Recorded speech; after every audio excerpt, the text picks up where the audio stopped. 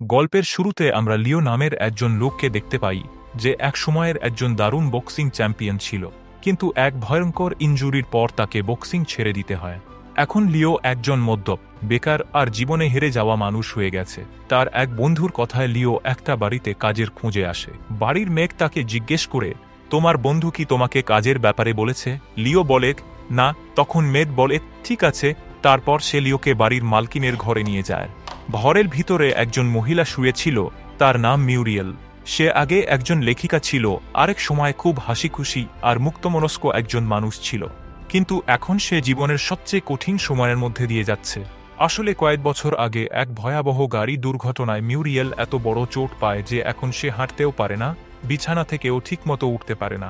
সে সারাক্ষণ বিছানায় পড়ে থাকে আর তাকে ছোট বড় সব কাজের জন্য অন্যের সাহায্য নিতে হয়। সে একটা সুন্দর সমুদ্র সৈকতের পাশে এক বাড়িতে থাকে, যেখানে তার জগৎটা শুধু তার ঘরের মধ্যে সীমাবদ্ধ হয়ে গেছে। সে নিজেকে একটা বোঝা মনে করে, কিন্তু তার ভিতরে এখনও কোথাও একটা আশা বেঁচে আছে, আবার নতুন করে বাঁচার একটা ছোট্ট ইচ্ছা। এখানে মিউরিয়েল লিওর সঙ্গে কথা বলে, তুমি কোথায় থাকো?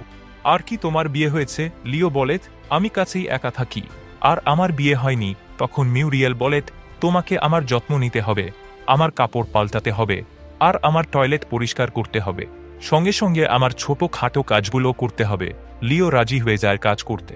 তখন মিউরিয়েল বলে, এই কাজ খুব কষ্টের, কেউ করতে চায় না, অনেকে তো কিছু দিনের মধ্যেই পালিয়ে যায়।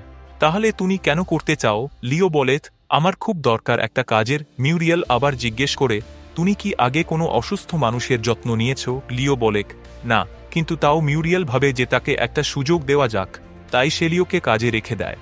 তবে মিউরিয়েল একেবারেই বিশ্বাস করে না যে লিও তার ঠিক মতো যত্ন নিতে পারবে। লিও গোমরা মুখের, অপেশাদার, আর ঘরের কাজকর্মের কোনো অভিজ্ঞতা তার নেই, কিন্তু মিউরিয়েল চায় সব কাজ ঠিকঠাক হোক।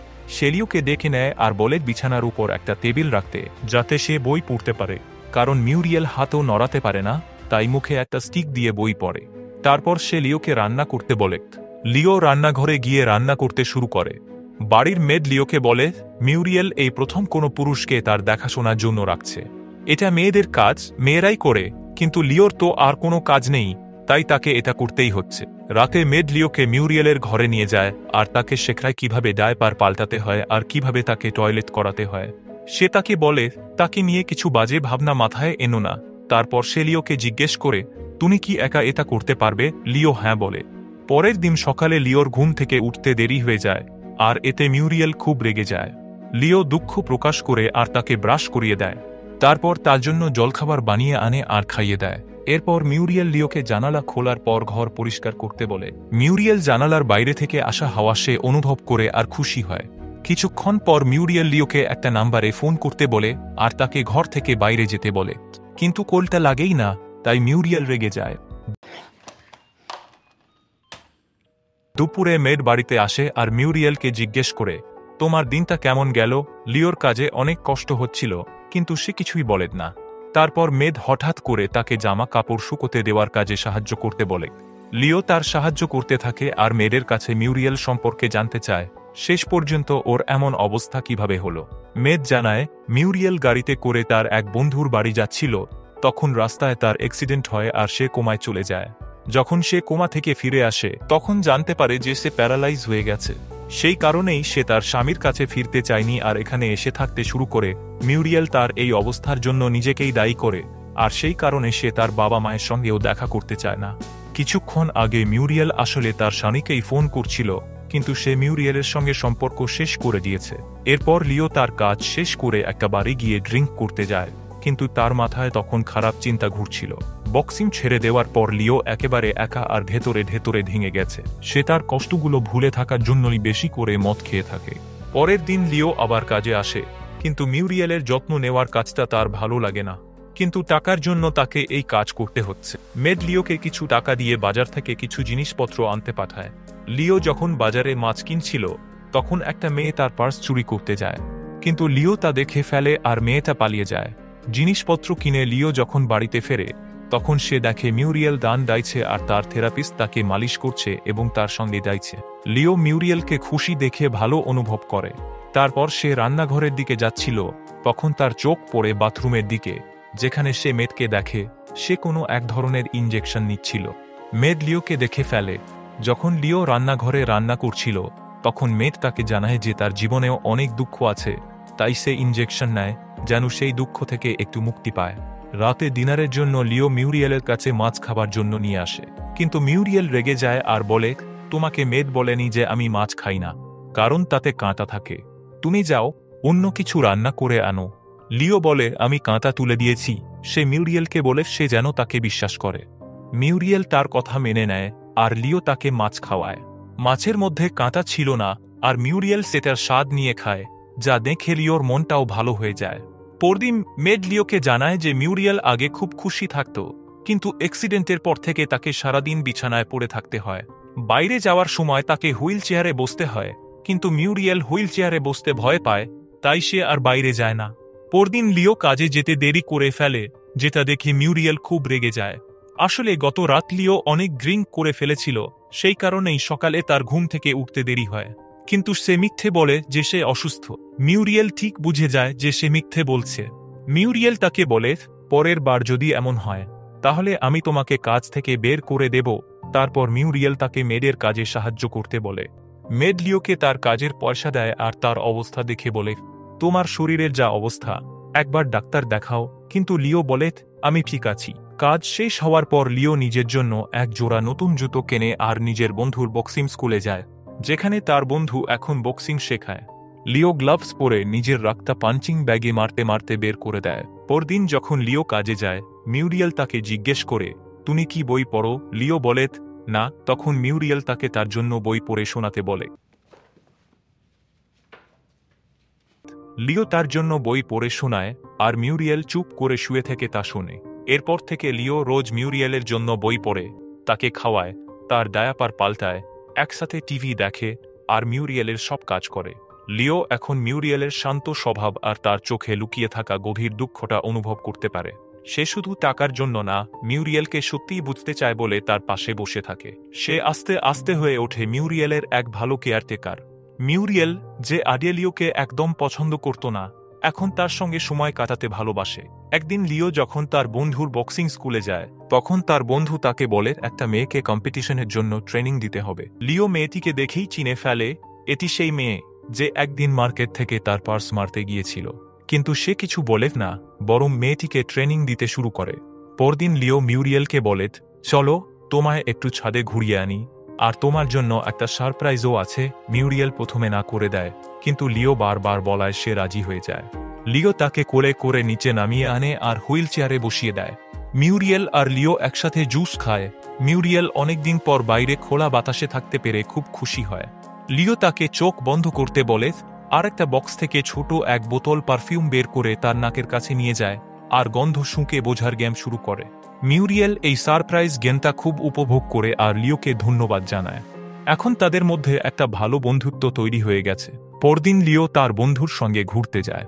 তখন তার বন্ধু বাজি ধরে, যদি সেই মেয়েটা যাকে লিও ট্রেন করছে অন্য একটা মেয়ের সঙ্গে ম্যাচে জিতে যায়, তাহলে সে লিওকে $5,000 দেবে। এই কথা লিও গিয়ে সেই মেয়েটিকে জানায়।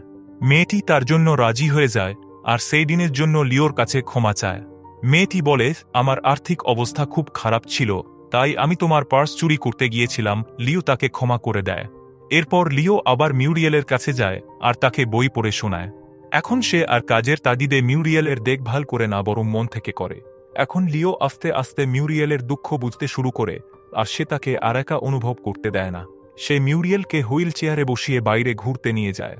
তারপর দুজনে একসাথে এক রেস্টুরেন্টে যায়। সেখানে মিউরিয়েল লিওকে জিজ্ঞেস করে, তোমার কি কোনো গার্লফ্রেন্ড আছে? লিও বলে, না। তারপর তারা একে অপরকে আরও ভালো করে জানতে থাকে। এরপর মিউরিয়েল এক জায়গা থেকে তার বন্ধুর সঙ্গে একটা বই কিনে আর লিও বেঞ্চে বসে তাকে ভালোবাসার চোখে দেখে। মিউরিয়েলও তাকে দেখছিল।